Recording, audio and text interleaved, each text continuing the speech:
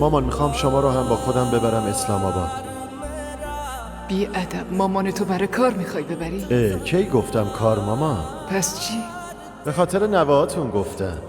منظورت چیه؟ شما خودتون میگید عروس سر شلوغه، دکترم که هست، منم که سر کارم، پس کی بچه‌مو نگه داره؟ چه بی حیا؟ بی حیایی کجا بود؟ برای بچه‌ام همین یه کارم نمیتونی بکنی ها ماما؟ دیگه چی؟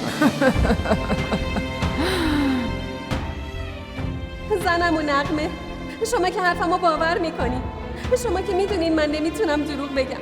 زنم و این بچه برای ازمیره، لطفا شما بهش بگین من دروغ نمیگم. ازمیر منو ببخش، من نمیتونم هیچ کاری برای بچت کنم.